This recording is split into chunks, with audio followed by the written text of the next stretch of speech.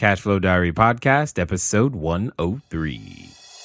Welcome to yet another exciting episode of the Cashflow Diary Podcast, the podcast that teaches you insider tips, tactics, and strategies for creating leverage streams of cash flow into your life. Learn from top-performing entrepreneurs, business owners, investors, and thought leaders from across the globe as they share their secrets to success. Like what you learn on this and other Cashflow Diary podcast episodes?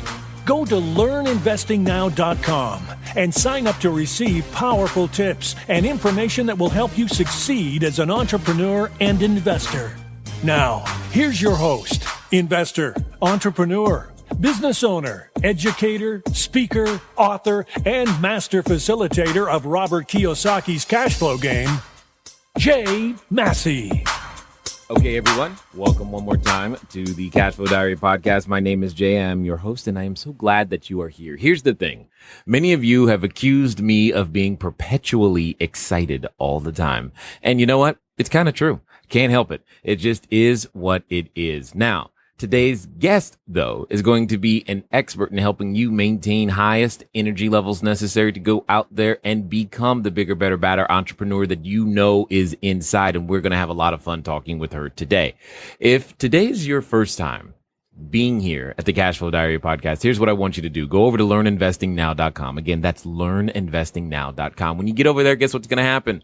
You're going to learn investing and now. And most importantly, put in your name and information because you'll be able to get one of my specific tools that I use all the time when it comes to doing due diligence on real estate transactions. But you could also use it for all kinds of transactions, whether that's single family, multifamily, commercial buildings. It doesn't really matter. Plus, you're going to get a series of emails and information that will help you to become a bigger investor in a shorter period of time, shorten those learning curves and make those things happen, especially as it relates to the vocabulary. Now, today's guest is best known internationally as the functional medicine doc. Now, first of all, I love that. I love the idea that medicine actually has a function, functional medicine. She helps and finds the root cause of health problems with natural treatment so patients can feel normal again. Now, we probably should ask her what's normal because I haven't seen a normal person in a long time. Dr. Carri has been in private practice since 1996. She has dual degrees. Now, get this, in chiropractic and naturopathic medicine. Dr. Carri has an additional training in functional medicine and the Kalish method. We're going to ask her if I said that correctly. And a certified gluten practitioner. She's always an avid learner. Dr. Carri strives to be the best in her field. And those are the only people we want to make sure that we talk to here at the Cashflow Diary Podcast. Help me welcome Dr. Carri Drzyzga. Are you there? I'm here. Hi, Jay. Hi, listeners. Hey, now how do you say it? Is it Kalish method? Did I mess that up? A little bit. It's Kalish, but we won't tell Dr. Kalish. Yeah. No doubt.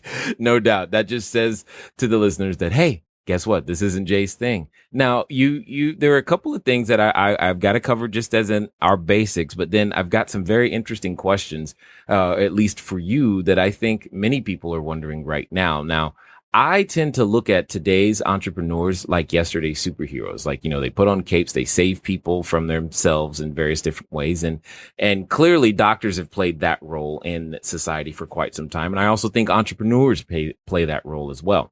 But before we get into, the functional medicine and all this other stuff, my question to you is, what was your origin? Because every superhero begins, as just somebody at home, and then they get, inspired by something and they become the superhero. And I'm just curious as to before you were known as the functional medicine doc, who was Dr. Carri?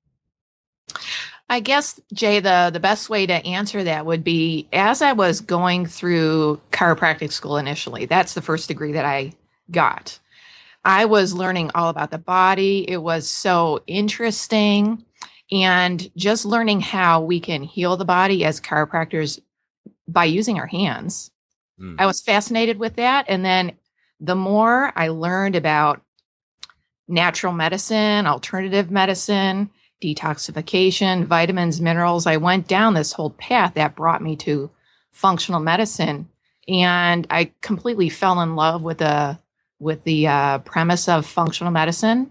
And It's been a real process. It wasn't just like one light bulb moment. It's just been a step-by-step kind of a thing. Right, right. Well, you bring up something that's interesting is because I'm new to your world, obviously, but I've never heard the term functional medicine. What is that? It sounds like it's something I want. It sounds like it's something I'd actually get behind more than it would be, the traditional, I'll call it Western medicine with prescriptions and drugs. And I've been going to, I had a car accident, which led me to a chiropractor, and I've been going there for years now, and I love it. But I'm curious what functional medicine means to you. And that's a great question because honestly, a lot of people have never heard of functional medicine. So it's really new for a lot of people. So in 3 simple sentences, find the cause, fix the cause so you can feel normal again. So functional medicine doctors, we look at the whole patient because everything in your body really is connected. Okay, hold on. You said functional medicine doctors. There's a group of you? There is a group of us. Yeah. Okay. This is new. Keep going. I like this. Yeah. So functional medicine doctors. So we consist of, as a group, we are chiropractors, naturopathic doctors, even a lot of medical doctors are getting trained in functional medicine. And so, like I said, it's about, understanding that really everything in your body is connected, the chemistry, the hormones, the digestion, the neurotransmitters, everything's connected in your body. And so our job is to really pinpoint what is the root underlying cause of your health problem, whether it's fatigue or insomnia or heartburn or IBS or headaches or whatever it is, find the real root underlying cause. And then once we find the cause, to fix that using natural treatments. So that could be diet changes, finding your food sensitivities and stop eating those foods, using specific vitamins or herbs to replenish the body, even using things like chiropractic, like acupuncture. These are all within the realm of fixing the underlying cause. And so once you fix the cause and you can get the body back into balance, you'll feel normal again. And really you have now truly achieved a new state of health. So it's definitely not Band-Aid medicine. It's not, it's not using medication to cover up a symptom. And it's not using herbs or vitamins to cover up symptoms either, because there's a lot of health practitioners out there that are actually doing that. Interesting. Using herbs and vitamins to cover up symptoms. But in functional medicine, it's really about digging and finding the real root cause. Okay. So, let me ask the question that's at least in the back of my mind. You said feel normal again. Is there a definition of normal now? I kind of chuckled during the introduction when you said that, because I have that question too, Jay. What is normal at this point in time? So many of us, we're stressed. A lot of us aren't eating as healthy as we should be. We're not exercising as much as we could be. So really, that does beg the question, what is normal? Got it. Well, because no entrepreneur I know could claim to be normal in any way, shape, or form, even I'm sure even if everything was in balance. And when you start saying things like fatigue, insomnia, and heartburn, I'm like, that's just an entrepreneur, right? We're supposed to be tired and stressed and never sleeping. So I'm kind of interested to understand a little bit more, specifically on, like, let's just take, because I know you've done some work in the fatigue area. What are the things that you see entrepreneurs tend to suffer with that a functional medicine doctor could help with? Because we've got to go create cash flow. Our customers and our investors are expecting things from us. The more energy we had, obviously, if we weren't tired, we could do more of it. So this would be interesting to find out. So it's interesting that you said that a lot of entrepreneurs have fatigue, insomnia, heartburn, and they think it's normal, but it's not normal at all. It may be common, but it's not normal. Got it. So first, to really understand what is common is not normal. Got it. And that as entrepreneurs, because I'm an entrepreneur also. I own my own practice, and like any entrepreneur, we're putting in our dues. Put it kindly. Yes. We work crazy hours. Our brain never really shuts off. I mean, even for me, I'll pop, I'll wake up at, 3:00 in the morning and an idea will pop right into my head, or I'm thinking of a patient. So my brain is always on, just like probably yours is, and probably the majority of our listeners. Like, you can never quite shut that brain off. Right. And when you said insomnia, I'm like, how's that going to work? Because as soon as you get inspired with that idea, you got to get up and do something about it, or else it's gone. So yes, please continue. Help me. And so what I'd really love for your listeners to understand is that, Jay, I know you're great at teaching people how to build their cash flow and to teach them about investing and make more real estate investors out there, because in North America, especially, it is the business owners, the entrepreneurs that will really bring us out of this, economic slump that we're in. Agreed. And so what I'd really love for your listeners to understand that you're investing, you're acquiring assets, and to really think about your most important asset really is your health. And I know I'm not saying anything new there. I know everybody really knows that their most important asset is their health, but are they really doing everything that they can to help their health? Right. Probably not. So with that being this case, I know in your book that is you talk about the 8 fatigue factors. And as I was looking through it, I was like, wow, I never thought about something causing me to be tired, like something else because it hints at the idea that there's something I'm doing externally that's actually causing me to be tired, and I don't have to be this way. Could you unpack and expand that idea a little bit? Oh, yeah, absolutely, Jay. And actually in the book, I talk about, that I have found 14 fatigue factors. And in the book, I talk about 8 of them. Oh, okay. And so part of why people end up with fatigue, and this is not going to be anything new or earth-shattering, is because our lives get out of balance. As entrepreneurs, and I'll say, Jay, I am not perfect. And for all the listeners out there, I am not perfect. I struggle with maintaining balance in my life and keeping health at the top of the list. So I'm right out there with everybody.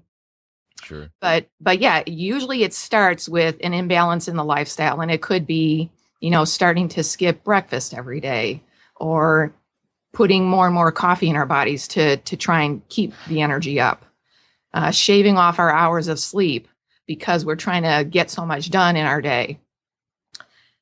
And so it's things like this. And then usually what's next is exercise. Exercise kind of gets put on the back burner for a lot of people because they'd rather take that time and invest it in their business. Does any of that sound familiar, Jay? It's unfortunately starting to sound like a checklist. So let's keep. So that's usually how it starts, is imbalance within the lifestyle. And then we're not eating as healthy as we could be. And so then there's a whole domino effect that happens in the body. We start getting nutrient deficiencies that can cause fatigue. We can start getting imbalances within the brain chemistry, and that can cause fatigue.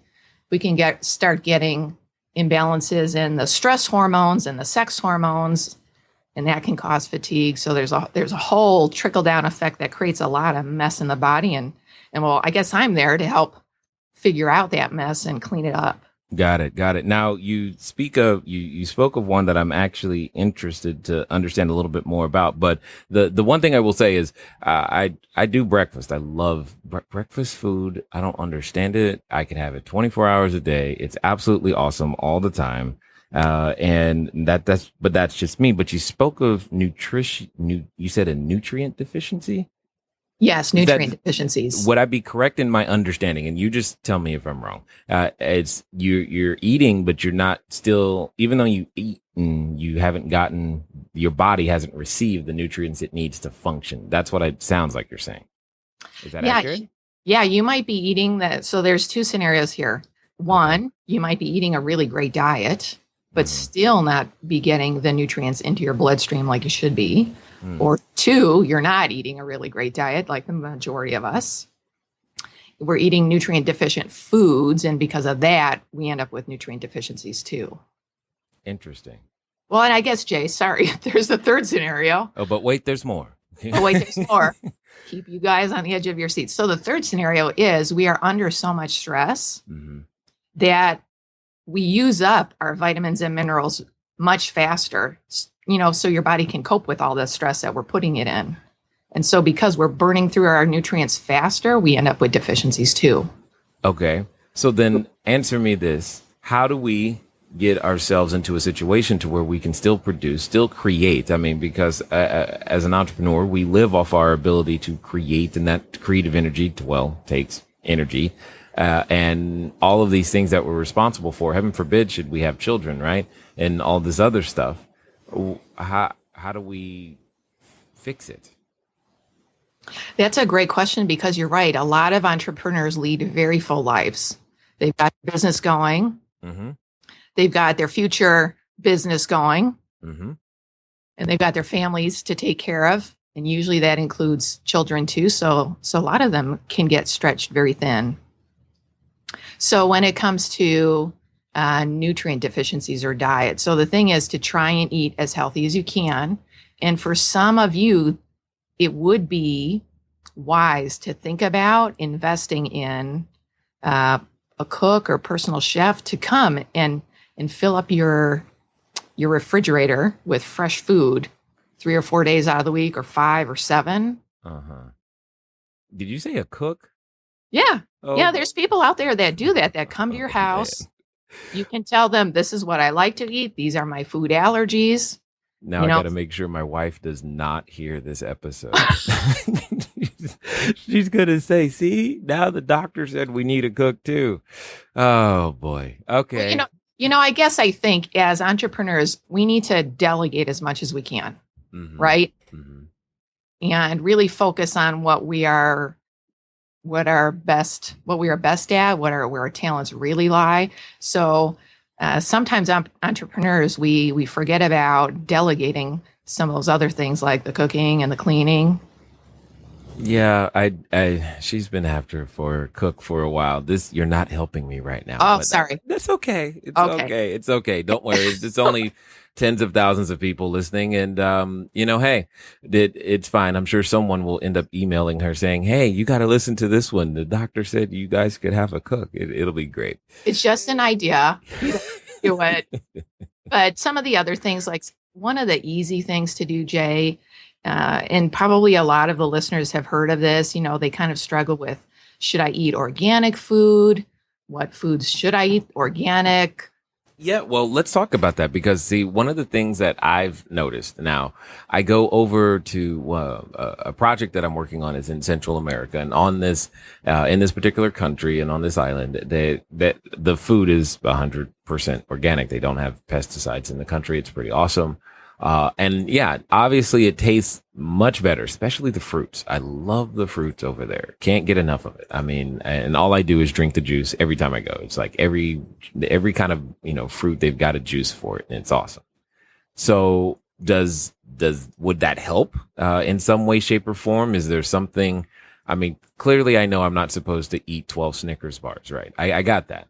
But what should I eat, and how can I make that transition as smooth and as inexpensively as possible to be able to put myself in a position to where I can create and function, and in my case, do lots of negotiations and finding these deals and making things happen?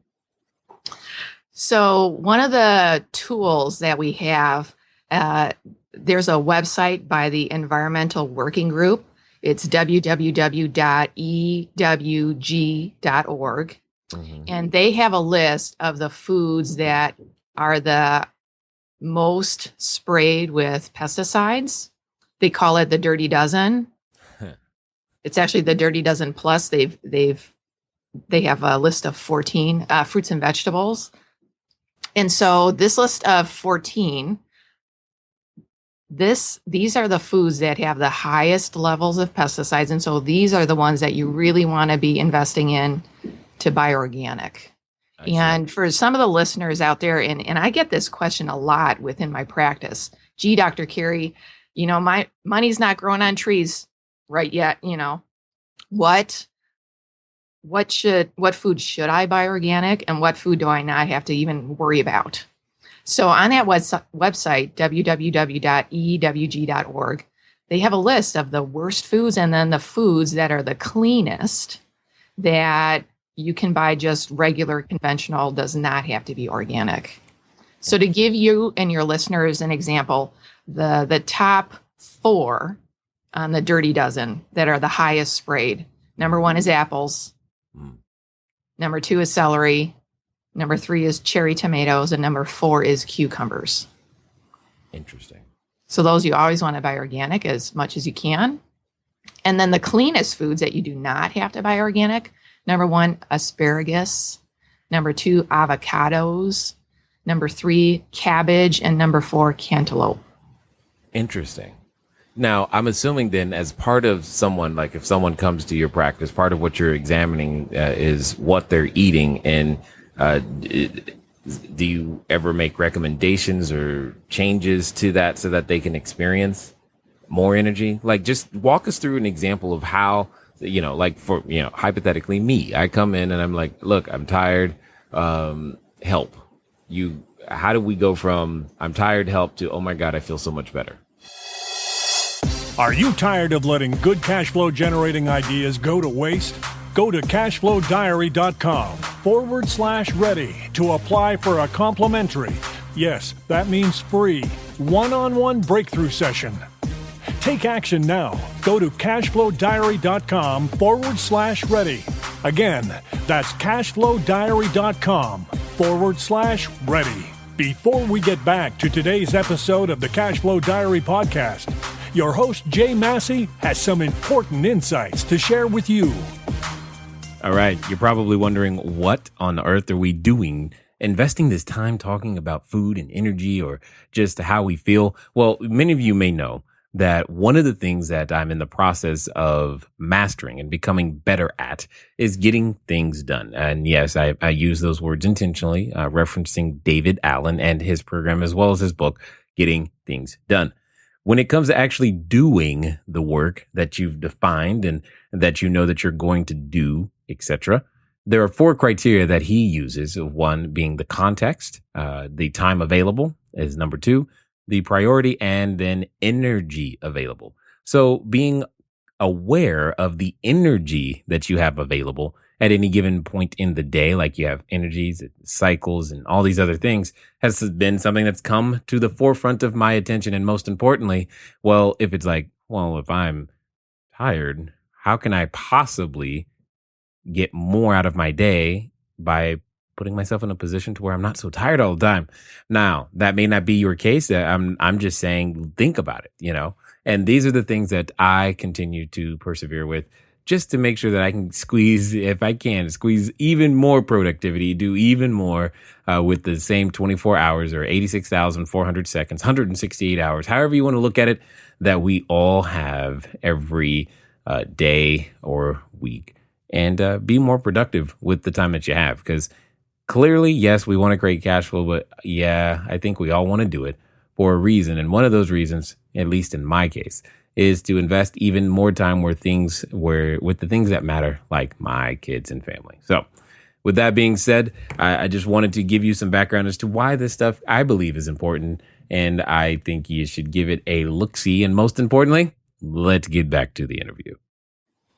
So what usually happens is when you come into my office, or we do this virtually through Skype or the phone, what I'll do is, just like any doctor, we'll go through a full history. You'll fill out an extensive questionnaire. And this is all giving me clues as to where that fatigue might be coming from. The next thing I'll do is I'll look over whatever blood work you've already had done. Because, Jay, most patients that come see me, they've already been to their medical doctor. They've already had blood work done. And usually the medical doctor is like, well, all your tests are normal.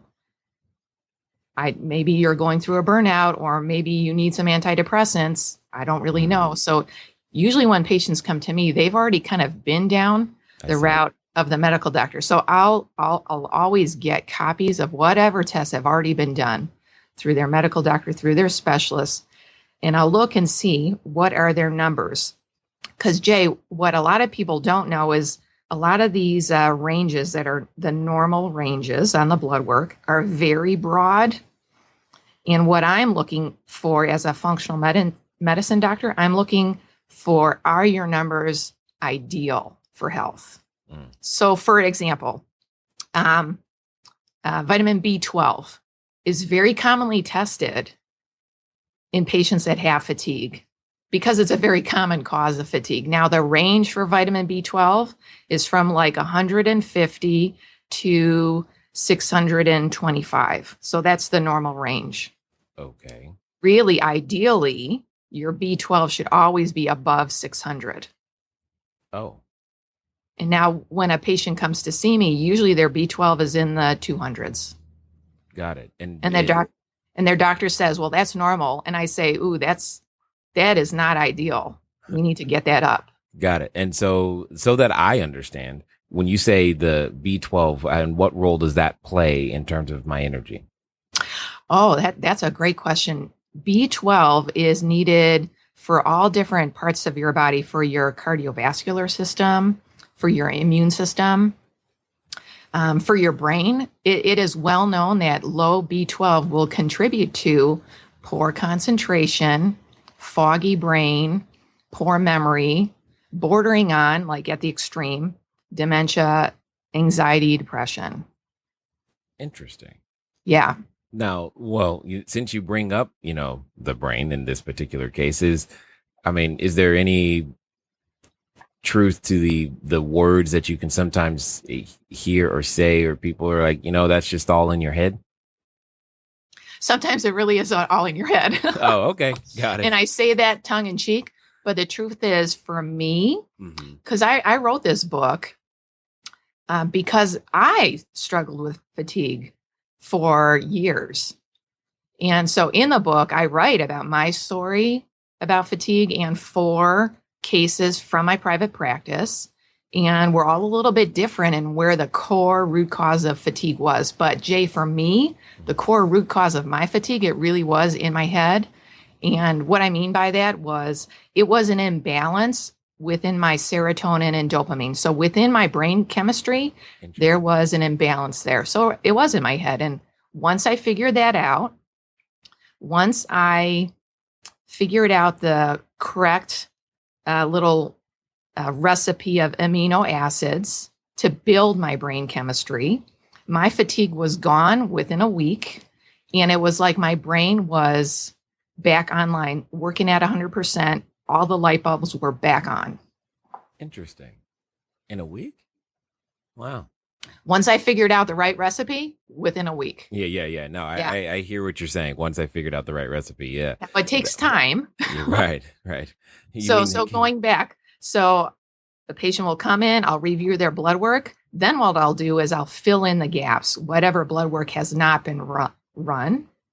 And for the listeners out there, I often find that vitamin D is rarely tested in my patients, and that's a underlying cause of fatigue. And so I'll fill in the gaps with blood work, and then from there, depending on the case, I might test for food allergies. I might test to see, does this person have like an infection in their intestines, a parasite infection or bacterial overgrowth? Do they have hormone imbalances? So we might do hormone testing. So along the way, I start going down the road of testing that is the right path for the patients. It's always about doing the right thing at the right time in the right order to get the body back into balance and to get you feeling normal again. Interesting. Got it. And you bring up the idea of being a food allergy. Now, I'm admittedly complete novice here, but the idea of being allergic to food, it just sounds counterintuitive to me. So help me understand what you mean when you say a food allergy and how that relates to energy in some way. So food allergies and food sensitivities. So technically, these are two different things within the medical realm. A food allergy would be like, to give you an example, these people that eat strawberries and they immediately break out in hives, or people that eat peanuts and have an anaphylactic reaction where they get swelling within their throat. That's a true food allergy. And then there's food sensitivities, which are more low grade. It's a different part of the immune system that's reacting. So because they're more low grade, they can be delayed up to 72 hours. So what a lot of people don't know, and actually a lot of doctors don't even know this, is that food allergies and food sensitivities are known as the great mimickers within the body. So I could line up 10 people, and let's say they all have a food sensitivity to milk. It would manifest in their body in 10 different ways. So maybe one has fatigue, maybe the second gets migraines, maybe the third has eczema, maybe the fourth has constipation, maybe the fifth has diarrhea, maybe the sixth has arthritis, maybe the seventh has depression, maybe the eighth actually has anxiety, maybe the ninth has chronic pain, and the 10th, we'll just leave that as other. So, I mean, really, food allergies and sensitivities can create any symptom in your body. Okay. So then let me ask this. What are the top 3 things that we can do as entrepreneurs to make sure that we are at our absolute best on a daily, weekly, monthly basis? Oh boy, that's a big question there. What are the top 3 things you can do? So let's say first off, I truly believe that food can be your medicine. It can be your medicine or it could be your poison. I see. So first would be diet. So eating a good, healthy diet. And I know you're probably thinking, okay, well, what diet should I be eating? The thought occurred to me, but I am slightly psychic too, Jay. Yep. There it is. So I guess the best diet that I have seen across the board would be the paleo diet. Have you heard of that, Jay? I've heard the word. Okay, so you can tell I'm not exactly well versed in these things. I've heard of people a lot of down that. Yeah. A lot of people have never heard of the paleo diet. So it's basically eating the foods that we were meant to eat back in the day when we were cavemen during the hunter-gatherer period of our ancestry. So what has happened is that we have industrialized our whole food system. And so we have made tomatoes in such a way that they're able to travel to us from South America, from China, from wherever. They have a little pinkness to them, but they don't actually still taste like tomato. And a lot of foods are becoming genetically modified too. So if we can just go back to the foods that really we were meant to eat, if we can just do that, and that is a paleo diet, that in and of itself can change a lot of people's health in very dramatic ways. So for you and for your listeners out there, you could easily do an internet search for paleo breakfast or paleo diet or paleo snacks, and you'll find millions of websites, blogs, Facebook pages, all dedicated to all things paleo. So I guess that would be the first thing, is to really, your food is your medicine, and it can be a very powerful medicine. I think for number 2 would be stress management. What do you mean? Well, stress management can come in a lot of different forms. Some listeners might find doing something like meditation, taking time every day, 5 minutes, 10 minutes, 20 minutes to just take a moment, focus on their breath, and just focus on purely getting relaxed. So we could do stress management in that way. Meditation is not an easy thing to achieve for us entrepreneurs because we can never really shut our brains off. But one of the things, and I wrote about this in my book, one of the techniques that I have used that I have found helpful is You sit in a room that's quiet, shut your email alerts off, shut your cell phone off, just, be quiet and just start at 5 minutes. And close your eyes, take a deep breath in. And when you breathe in, imagine your favorite color. Just breathing in your favorite color and it, going all through your body, holding that breath, and then letting that breath out. And as you breathe out, breathing out a color that you hate or breathing out blackness. And just kind of focusing on those colors can help quiet your mind. And just like we were talking about the paleo diet, you could do an internet search for different meditation techniques to just really find one that works the best for you. Got it. Okay. And one of the things that I do personally for stress management, which is kind of like the total opposite from meditation, is I do boxing. Nice. And so what I'll do, and I go twice a week, and it's not sparring and hitting other people, but it's putting on the gloves and hitting the heavy bag. And that's a way that I physically get the stress and tension out of my body by hitting the heavy bag. And so that's what works for me. It might not work for everybody, I think some people want to actually hit the people, but yeah, I hear where you're going with. Yeah, so you imagine the people, you imagine the people in your head, and then you hit the heavy bag. But yeah, to find a physical way to get that stress out of your body through some form of exercise. I am, like I said at the top of the show, I'm not perfect. I struggle with maintaining good health just like everybody else. I actually don't like to exercise. But once I found boxing, that is what finally clicked for me for exercise and stress management. Nice. So whatever it is for you. Got it. And then number three, I guess number three would be to take a really good multivitamin. When you say multi, so is this the addressing like the nutrient deficiency you were referring to earlier? Yeah, to kind of a multivitamin to help address some of those nutrient deficiencies that you probably have that you don't even know about, and kind of as good health insurance too. Interesting. How would one find out if they have a nutrient other than, oh, I'm tired? How does one find out if they have a nutrient deficiency? So most nutrient deficiencies can be found through blood work.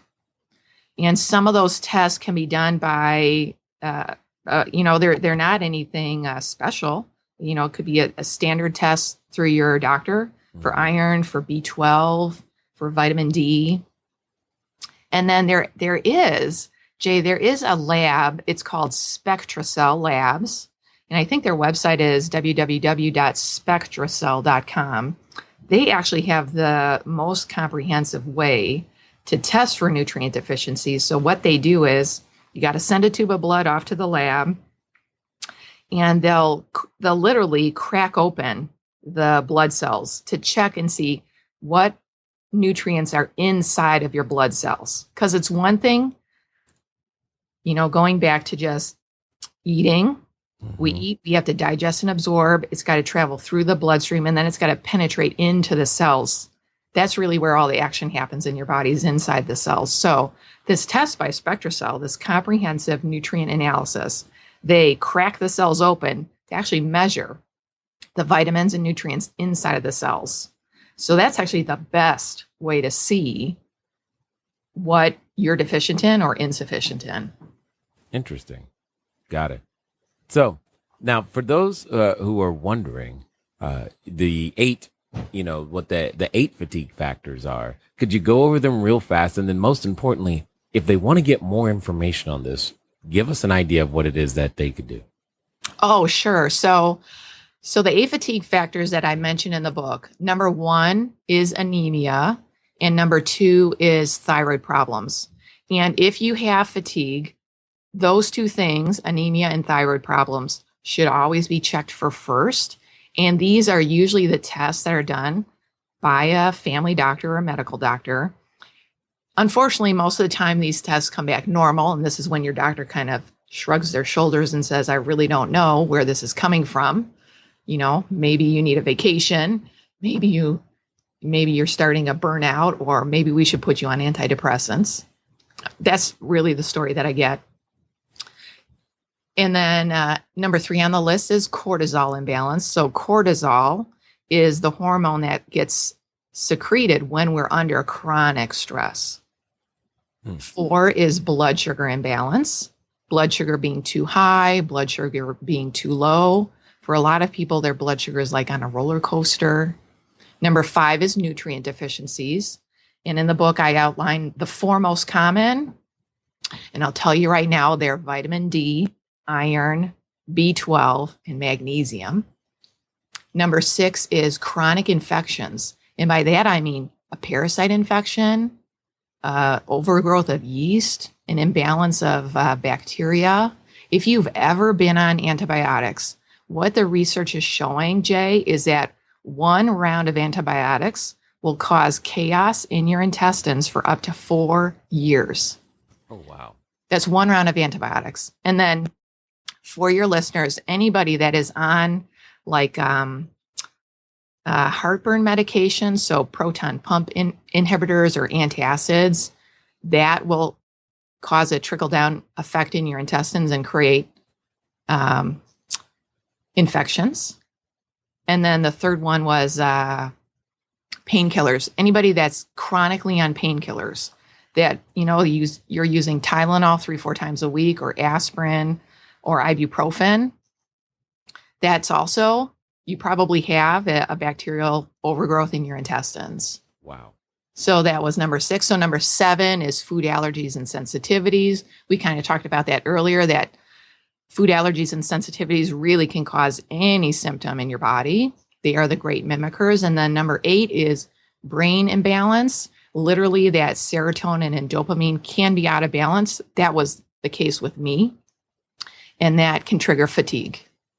Wonderful. Those are the 8 fatigue factors. Excellent. And for those who would want some additional information and maybe to delve deeper, if you would share with us the title of the book, how we can find it, and most importantly, you said there were 14. So yes. Where are the other 6? Ooh. Okay. So the name of the book is Reclaim Your Energy and Feel Normal Again, Fixing the Root Cause of Your Fatigue with Natural Treatments. And you can get a copy of the book at Amazon. It's available in paperback and Kindle forms. You can also get a copy of the book through my website, www.drcarri.com. And that's spelled DRCARRI. And then when you go to the website, if you want to download the free reports, all you have to do is give us your name, your email address. You'll be able to download the free reports. And that is where you'll be able to find the additional 6 fatigue factors. Gotcha. Makes sense. Excellent. So if you had a shot right now and you knew that there was an entrepreneur out there looking for, how to balance that work, or maybe they're still at the job, maybe they're trying to create the business and they're looking for that extra time or that extra energy so that when they come home or when they can get up early in the morning to make things happen, what would be your number 1 recommendation for them right now? I guess my number 1 recommendation would be to start your day with a good breakfast. And I know that's kind of cliche. You've heard it all before. Could it really be that easy? Yeah, it can really be that easy. And by a good breakfast, I mean a breakfast that has 25 to 30 grams of protein in it, no fruit, no grains. And that would be the best way to start your day. Wow. And to let entrepreneurs know that it really ends up being the little things that make the biggest change in your health, just like it can be the littlest things that make the biggest change in your business too. So do small little things every day that start you on the road to better health. Awesome. Well, I definitely appreciate the time that you've invested here with us. Thanks for being here. You're welcome, Jay. It's been a pleasure. Awesome. Now, ladies and gentlemen, you know what time it is. It's time for you to move at the speed of instruction. I know there's a number of you. You've made it this far in the episode and you're like, man, I need more and got to do something about it. Absolutely. You go over to drcarri.com. That's DRCARRI. and go ahead and get started. Get those extra 6 fatigue factors. Find out what they are. Understand what they are. Find the ones that are affecting your energy, because you never know. At the negotiation table, that's the last place you want to fall asleep. So make sure that you guys are out there making things happen. And I look forward to talking to you guys again soon. Until next time.